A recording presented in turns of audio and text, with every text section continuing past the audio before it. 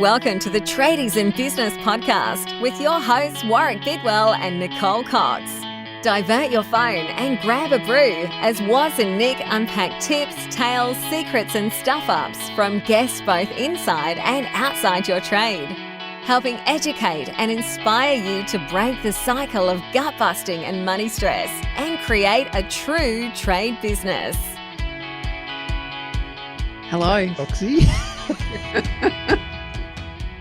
Oh, our listeners are thinking, what are these two up to this time? I know. I'm almost saying good morning to you in slight trepidation.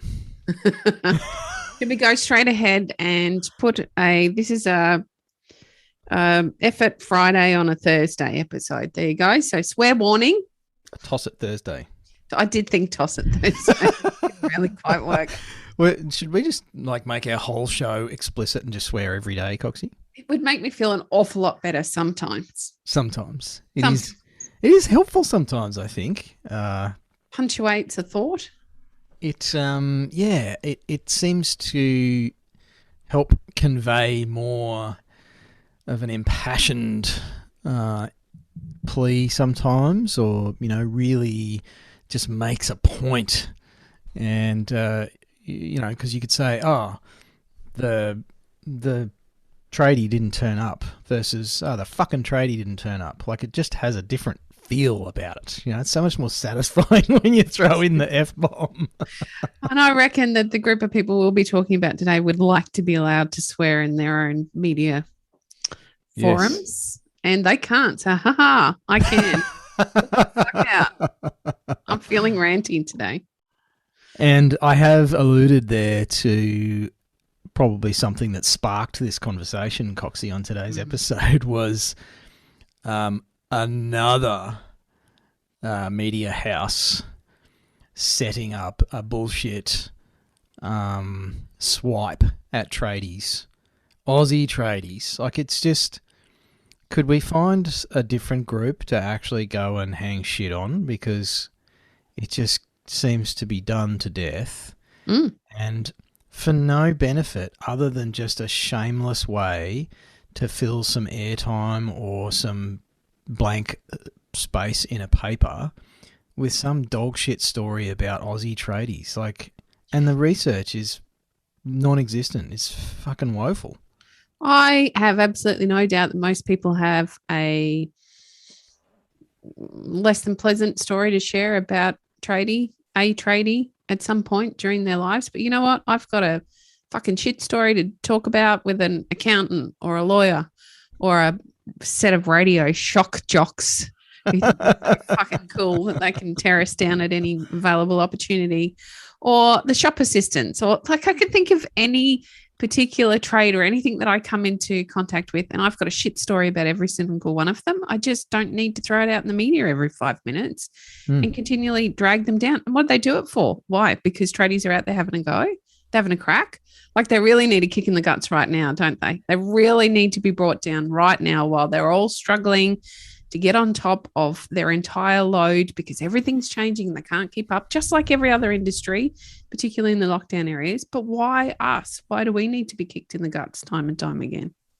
And yeah, as you say, Coxie, what an awesome way to band together at a time where people are hurting bad. Like, there's people shutting their doors in their businesses, struggling with mental health issues as a result of the lockdowns and the restrictions and the attack on their livelihoods. There's kids, struggling with anxiety and depression because they can't go to school, and when they can, all the grown-ups are wearing masks.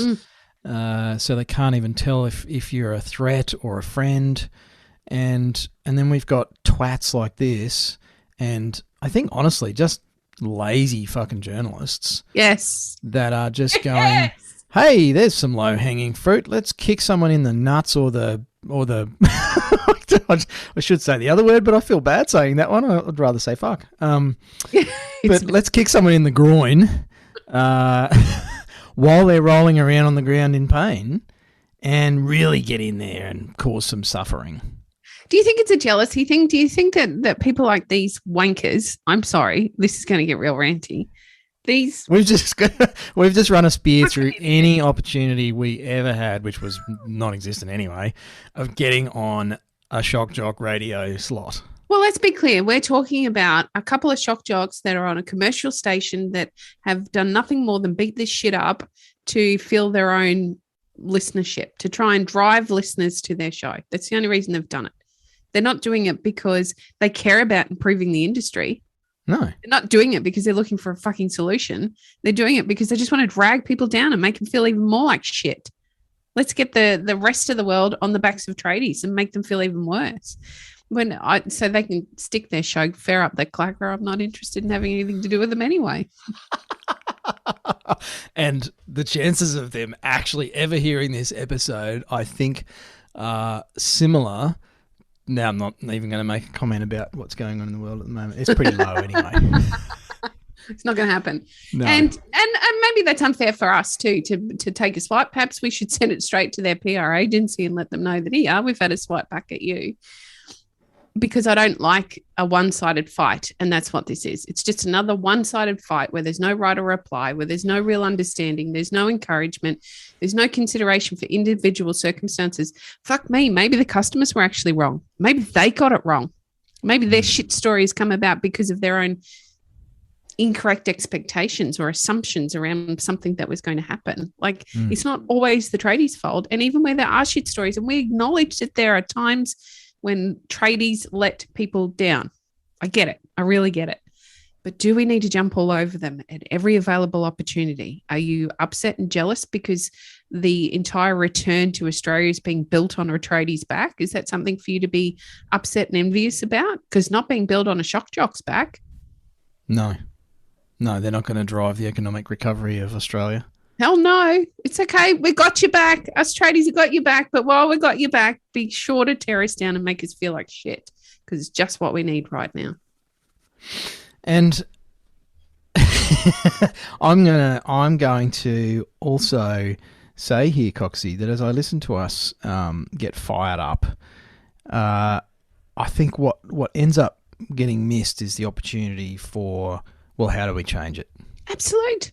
And that's why you and I have been working pretty hard in the last couple of months in the best way that we can to start some better conversations around this. You and I have been having talks with industry heads, with associations. We've sunk a freaking big chunk of our own cash into getting some positive media and starting some constructive conversations, I guess, about how can we actually solve some of these problems or lessen them and shift some of these issues that are coming. Things like, the materials and labour shortage gets a bit of coverage, but no one's talking about, well, what about in 6, 12, 18 months' time? Yeah. What happens then? What happens when the sharp uplift in demand dries out?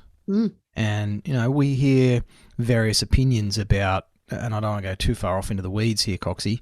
I've probably been a little frustrated actually at some of the conversations we've had with various people saying, "Oh, it's not that big of a boom. Like we've had busy periods like this before." It's like, yeah, but not the whole of the country all at the same time. And not with massive concrete walls built between states where materials can't flow and workers can't flow.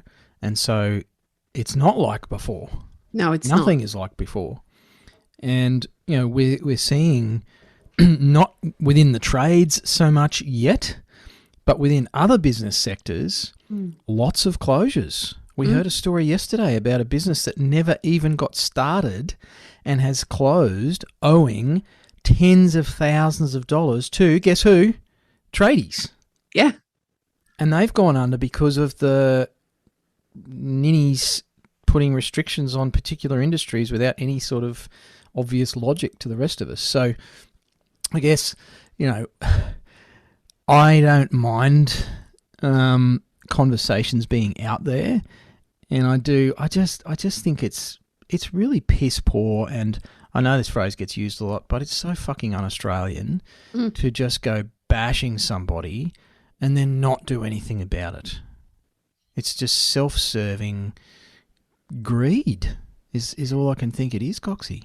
It's pretty rare that we see a positive story about tradies in the media. It's pretty rare, even despite you, of course, and some of our closer followers or members will know how hard we've worked this year, right from January when we started organising the awards, trying to get some positive PR out there about what tradies are doing and how they're giving back and what momentous things they do in their business to create change for not only themselves, but their clients and their team members.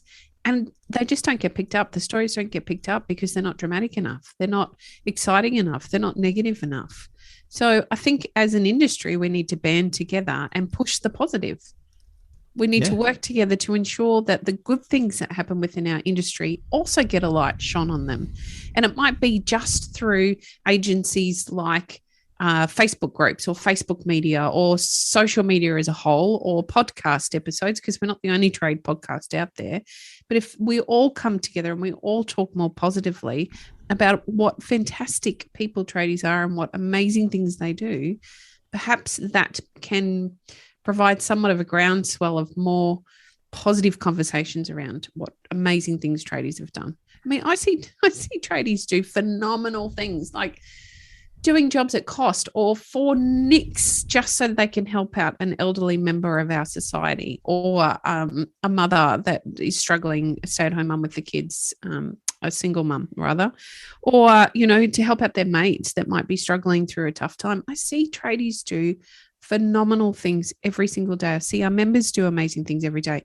None of that gets highlighted. None of that gets spoken about. You got to dig to find that information, and it's shared privately generally, not publicly.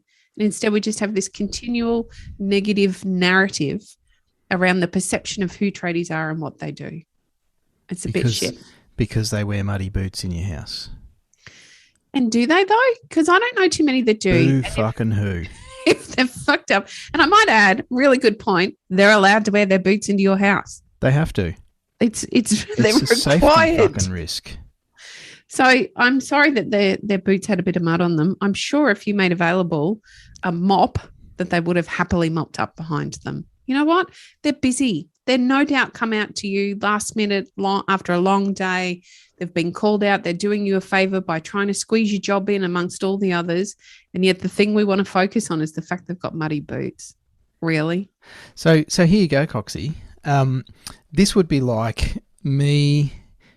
So listeners, my daughter had a bit of a health scare recently, my 9.5-year-old daughter, and it required calling the paramedics to our house at 9 p.m. on a Friday night. It was pissing rain. We have a driveway that gets muddy, like many people in sort of rural areas. We live outside of the city limits. And the ambos turned up in the dark, in the rain, and my daughter was in her bed. We were keeping her comfortable. And they walked in the house with their bloody jack boots on, above the ankle, lace up safety boots, because that's what they have to wear, appropriate PPE.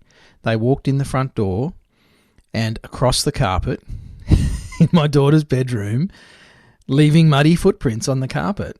That would be like me pissing and moaning about the paramedics leaving muddy footprints on my daughter's bedroom carpet that we had to clean up later. And and people could easily say, oh, yeah, but that's different. They're there for an emergency. It's like, but it's just we have these different standards for different people. And I guess it's the expectations thing, isn't it? We make allowances for some people because we deem that to be appropriate or acceptable. But for others, and I think this is where the narrative comes in, Coxie, is the media houses push this narrative because it serves them to actually get people buying into that, people buy into the drama. You and I are doing it now. I mean, in some sense, I've fallen victim, I've allowed myself to get sucked into the drama of exactly what these massive media houses are doing, which is manipulating the way people think about certain groups in society because it serves their agendas. Mhm. You know, they're a commercial station. They need to attract advertising dollars. Advertisers will only give them dollars if they have a certain listenership and audience in a certain demographic. So they run stories that get those people to listen so they can go to the advertiser and say, hey, look, we've got all these people listening. You should give us money. It's a business. And I think people forget that the media is a business.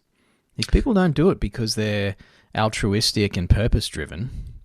Some of them might get into it because of that initially. Sure. But it's like politicians, you know, and the public service. There's plenty of good people with good hearts that get into those organisations because they want to make a difference and they want to do something good and they feel like they're going to get in there and make some change. And the machine is so big, the system is so entrenched that sadly those people get swallowed up. I've got a bit of a point to make here. I think that there was a bit of a right of reply given. I'm just reading through another article about it here as you But talk. even that feels like a stitch up, Coxie. I read that. And that was portrayed as a whinge by the tradie. Yes, it is. Who And had I don't know whether it's happened in the same conversation because I refuse to listen to the show. Sorry, guys. I'm sure you're lovely people in person. And my point is, I don't know whether it's happened all at once or whether the writer replies just come through the newspaper article because it's a different font, the whole lot. It's not quite, it looks like it's two separate stories. So I 100% agree. There's just, you're right. We, I guess, through this conversation are manipulating people to think a certain way or feel a certain way. That aligns with our principles or our thoughts and feelings around this particular issue. And you're also 100% correct. The media they're a business. They need to do, our trusted source of information is a business. They're going to always slant every story, every fact. You can't see my quotes here, people, but fact, to suit the audience they're trying to attract, which is really unfortunate. So I guess I've done the same today by being really outraged that yet again tradies are being torn down. This is a tradies and business podcast for tradies about tradies who do business. Maybe I'm just doing the same, buying into the same bullshit as everybody else. And that's something that I would like to encourage you to take out of this episode, listeners, is it gets bandied about. Don't believe everything you read. And yet most of us don't do much of a job of paying attention to that. We do believe everything we read. And we believe everything we read that fits what we already believe. Yes. So we end up just believing what we believe, and we're closed to anything else that might suggest otherwise. We're closed to possibilities. We're closed to new information, new ways of thinking, different opinions. And I'm not going to spiral off into current affairs because it's just such a deep well of dog shit these days. And if we still believed what we believed, and if no one had ever questioned anything, we would still think that people were possessed by demons and we'd be burning people at the stake. We'd still believe the earth was flat and that you fell off the fucking edge when you sailed around it in a boat. But people questioned that and went, hang on a minute, that doesn't seem right. I'm going to go check it out for myself. Hey, guys, guess what? I just sailed right around this fucking thing. It's not flat. And yet, these days, I don't know if we've gotten lazy, Coxie, if it's just too easy to buy into all of that, if we're too worried about sticking out and being different because different gets unwanted attention too much. I don't know what it is, and I'll never have that answer. And I would encourage you listeners to just question what you're reading, question what you're hearing, even from us. Challenge us. Challenge me, listeners. Get engaged. Don't just sit on your ass and accept shit blindly. And I think that's what pisses me about some of these articles and stories that get run is no one does anything about it.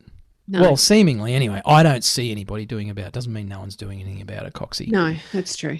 And yes, we've bought into it. And I would say I'm shitty about it, and it pisses me off, as you can tell, listeners. And I would say, think differently about some of this stuff. Just start asking some questions and ask yourself, does this make sense to me? Anywho, that's probably all I've got to add there. I'm just going to stand by our promise tomorrow for it to be light and fun, COVID-free, material shortage-free, labour shortage-free, price increase-free. We're just going to have a fun day on the podcast here, hopefully lighten your mood on a Friday so you can go into the weekend with a bit of a smile on your face. And if not, maybe you could just laugh at our expense, because I'm pretty sure if they're not doing that already, share a few stories that'll make you giggle. Ask better questions, listeners. It is in direct proportion to your quality of life is the quality of your questions. So maybe there's some areas where you could ask some better questions and not be like some of the seemingly lazy shock jocks that are happy just to run some piece of dog shit past us that's been around 100,000 times before just to get some listeners involved. Thanks for listening. You've been listening to the Tradies in Business podcast with Warwick Bidwell and Nicole Cox. Find out more about today's guest, tools for your trade business and other cool stuff at tradiesinbusiness.com.au.